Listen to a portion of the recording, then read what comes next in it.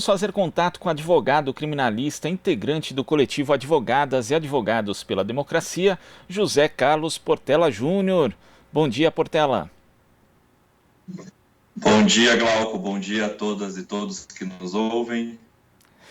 Portela, nós tivemos aí uma reportagem da revista Época mostrando que a ex-mulher, a segunda ex-mulher do presidente Jair Bolsonaro, Ana Cristina Siqueira Vale, conquistou uma significativa evolução patrimonial. Ela comprou 14 imóveis, parte deles em dinheiro vivo, enquanto foi casada com Jair Bolsonaro. A gente tem aí também várias matérias já no passado apontando a evolução patrimonial do próprio Jair Bolsonaro, também dos seus filhos, do seu entorno, né? Temos aí o ex-assessor do senador Flávio Bolsonaro, Fabrício Queiroz, também com uma evolução patrimonial significativa. Como é que você vê mais esse episódio dentro desse contexto que parece que todo mundo que está perto do Bolsonaro, de repente, consegue aí evoluir patrimonialmente, Portela?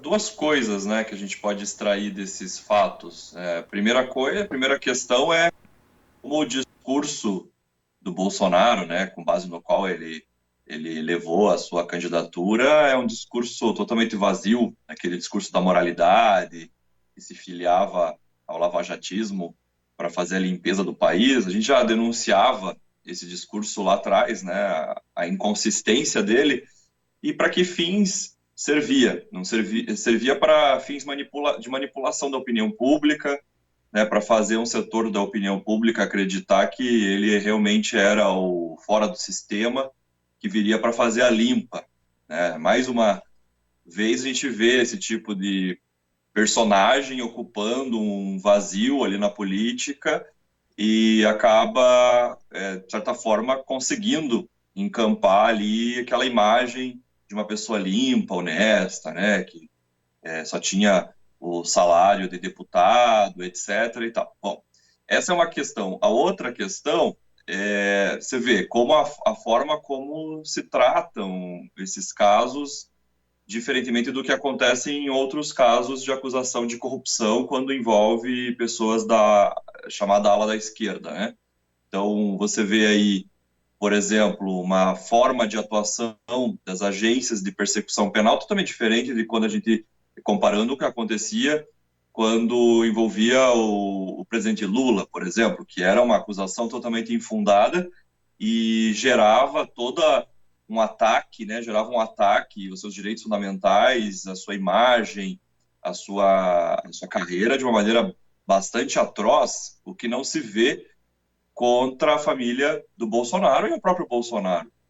E também parte da mídia comercial trata desses fatos com uma certa parcimônia, diferente do que acontecia quando era contra o presidente Lula, né, que virava capa de revistas e tal, com manchetes sensacionalistas e transcrições de trechos de interceptação telefônica em horário nobre na televisão, e aí você vê a diferença de tratamento, né? Parece que, de um lado, obviamente que tem setores da elite que querem, de alguma maneira, emparedar o Bolsonaro com essas denúncias, mas, ao mesmo tempo, o que me parece é que esse mesmo setor não tem tanto interesse em derrubar o Bolsonaro assim tão rápido, né? Porque, na verdade, o interesse maior é controlar o Bolsonaro, né? E isso fica muito claro pela forma, como eu acabei de dizer, como a mídia comercial trata da questão e como também as agências de persecução penal tratam do tema. A gente tinha comentado em uma outra entrevista sobre a questão daquelas prisões que o STF determinou de bolsonaristas ali de segundo escalão, né? E depois você vê que deu uma parada. E, ao mesmo tempo em que essas prisões foram feitas, de certa forma, o Bolsonaro deu uma recuada naquela posição dele mais escancaradamente anti-institucional, né? Os discursos que ele fazia toda hora, as entrevistas, quando ele saía em apoio àqueles atos de domingo contra o STF e tal, deu uma brecada por hora. Claro que isso não faz com que a gente passe a dizer que o Bolsonaro agora é fã da democracia, é um democrata, mas você vê que a intenção maior dessas agências, dessas instituições, é mais controlar o Bolsonaro do que efetivamente sacá-lo do poder, né? O que deveria acontecer, considerando todas essas denúncias graves que você menciona, além do fato do que ele tem feito em termos de, ou não feito, melhor dizendo, né, das suas omissões em termos de saúde pública diante da pandemia do Covid-19. Agora, você mencionou, Portela, essa questão do discurso anticorrupção. A gente sabe que o bolsonarismo ele cresceu justamente, um dos pilares é esse discurso anticorrupção que vem ali no contexto da Lava Jato, né? Ou do lavajatismo, se a gente for pensar enquanto uma espécie de ideologia político-jurídica. Agora a gente tem aí um aparente divórcio entre os dois. E a Lava Jato tentando voltar aos holofotes, dessa vez tendo como alvo o PSDB. A gente teve a denúncia já por parte do Ministério Público Federal e também, né, por conta ali do trabalho da Lava Jato em São Paulo, do ex-governador José Serra, e tivemos aí na sexta-feira também o indiciamento pela Polícia Federal de outro ex-governador do PSDB, Geraldo Alckmin, ambos aqui de São Paulo. Você vê, na verdade, essa disputa, Portela, a Lava Jato tenta se tornar autônoma, tenta pegar os holofotes ali de novo, justamente para viabilizar o caminho agora para uma outra candidatura em 2022, provavelmente a de Sérgio Moro? Com certeza, a intenção é viabilizar a candidatura de Sérgio Moro e, para isso, o lavajatismo precisa reacender aquela chama persecutória, aquela bandeira da moralidade, né, e sempre atacando de uma maneira bastante midiática e brutal os direitos fundamentais, né, atropelando tudo, né, e todos para que sempre se mantenha na crista da onda, né, na cabeça de setores da população, como se fosse aquele movimento, um movimento que nunca aconteceu na história do Brasil, né, assim que eles se posicionam, um movimento de limpeza, né, e dizendo o seguinte: olha, o problema do Brasil é a corrupção, maior problema, e precisamos então colocar lá no poder pessoas limpas, né? O Sérgio Moro saiu com esse discurso, dizendo que estava tentando fazer alguma coisa lá dentro do governo do Bolsonaro, mas aí não permitiram, que houve intervenção na Polícia Federal, sai com um discurso assim, tentando limpar a imagem dele e resgatando aquela bandeira, né, da moralidade que ele tanto envergou durante a Lava Jato, enquanto, do outro lado, destruía os pilares da democracia, levantava essa bandeira. Então, claramente uma tentativa da Lava Jato de se reerguer e, claro, nessa tentativa vai entrar em confronto com o bolsonarismo, né? E aí é uma luta que nós vamos ver aí quem que vai derrubar quem, né? Porque as táticas de ambos os lados não são táticas democráticas, não são táticas que levam em conta a lei, a Constituição, a política, não. São táticas puramente fascistas, né, que negam a política e que manipulam a opinião pública e, inclusive, usando, né, por exemplo, no caso do Bolsonaro, de fake news, mas a Lava Jato também usou de fake news.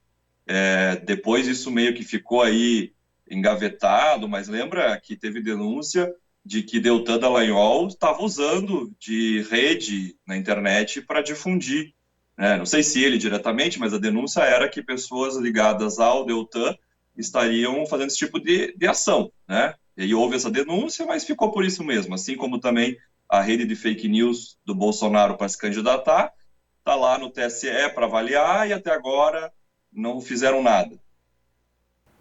Agora, Portela, você não acha que essa questão, né, porque a gente lembra que quando começa ali a Operação Lava Jato, ela ganha destaque principalmente na mídia comercial, já que é praticamente uma aliança entre a operação e veículos midiáticos, a gente tem ali a corrupção chegando nas pesquisas a ser apontada como o principal problema do Brasil pelos entrevistados. Você não acha que agora, né, porque muita gente acreditava até que, olha, o problema econômico do Brasil é a corrupção, tiram muito dinheiro dos cofres públicos e aí não sobra, o dinheiro é um pensamento bastante simplista, mas as pessoas vendo a realidade hoje, vendo inclusive o governo Jair Bolsonaro e os resultados mesmo da Operação Lava Jato, você não acha que existe um certo esgarçamento, um certo cansaço em relação a esse discurso anticorrupção e que ele chega mais fraco, por exemplo, em 2022?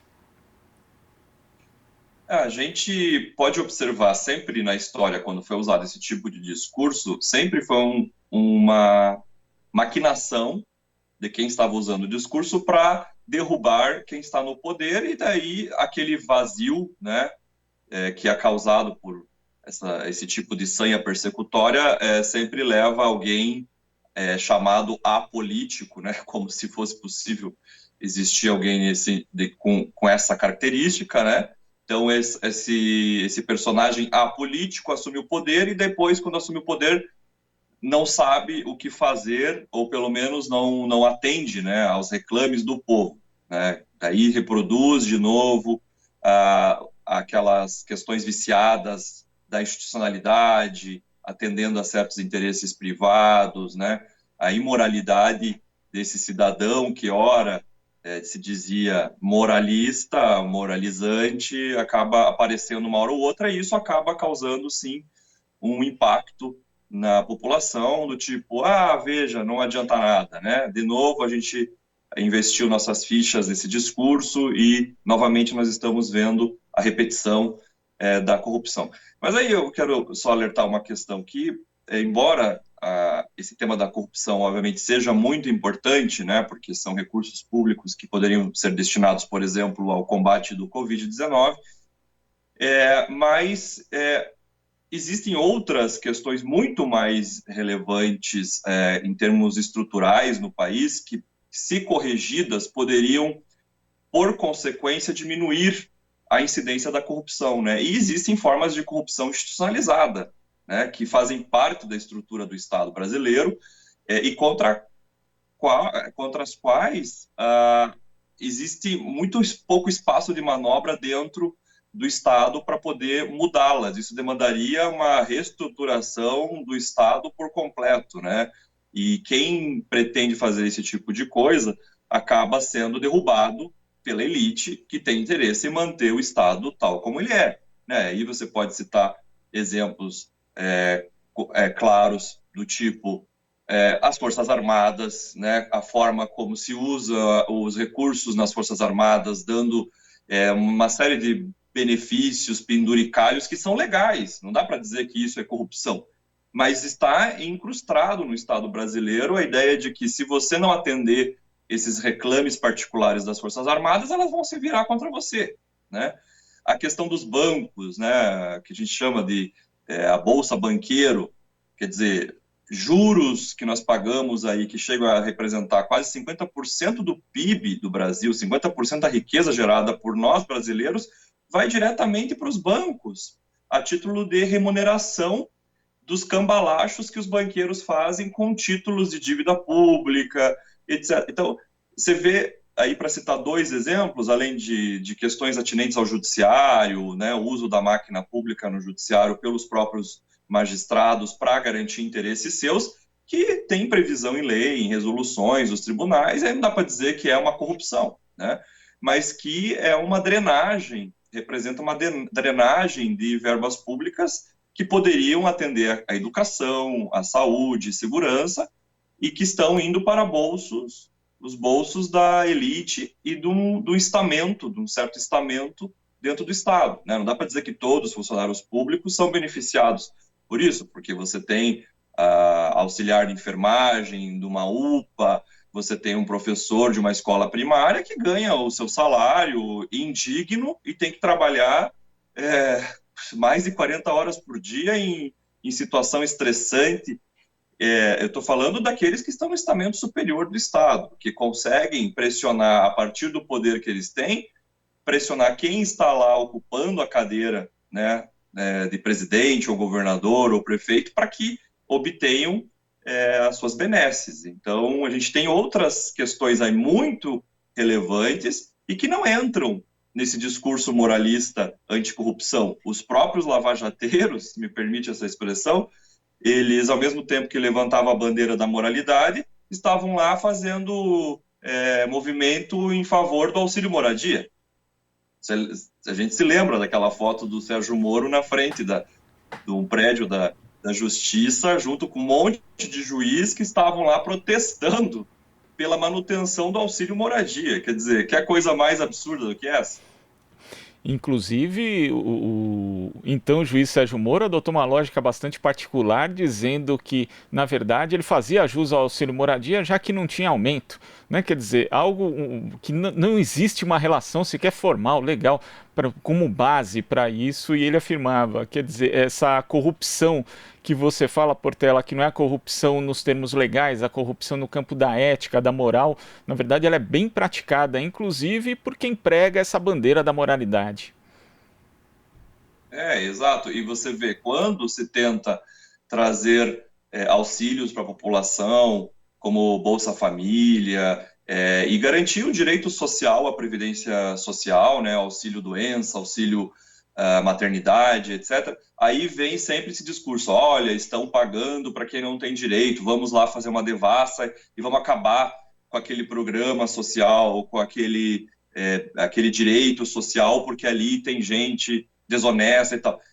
Né? Quer dizer, mirando os seus mísseis para aquele lugar, aquele espaço de garantia de mínima renda para as pessoas, ou garantia de direito social, sempre sob esse argumento de que ali o Estado é ineficiente, de que ali tem corrupção, tem fraude, mas nunca a gente vê esses mesmos mísseis mirados para os privilégios dos senadores, dos deputados, do judiciário, dos magistrados, dos membros do Ministério Público, e por aí vai. Né? Quer dizer, a gente tem aí denúncia de juiz que, para ganhar mais, ele acaba ocupando duas varas, e daí, quando ele trabalha em duas varas, ele ganha um adicional e tal, e daí tem interesse de juízes em não deixar que se crie mais vagas para juiz, porque senão ele vai perder esse auxílio. Quer dizer, só para citar um exemplo que passa despercebido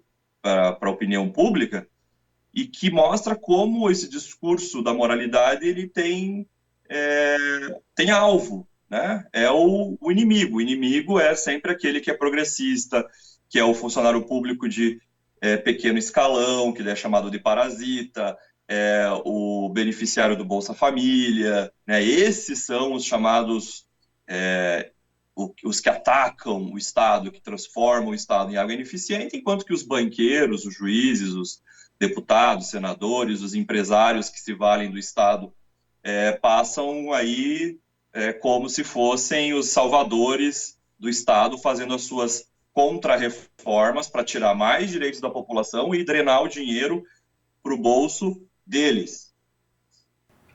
Tá certo, Portela. Queria agradecer a sua participação aqui no Jornal Brasil Atual e até a próxima. Eu lhe agradeço. Bom trabalho. Obrigado. Conversamos aqui com o advogado criminalista, integrante do coletivo Advogadas e Advogados pela Democracia, José Carlos Portela Júnior. Aqui você ouve as notícias que os outros não dão. Jornal Brasil Atual.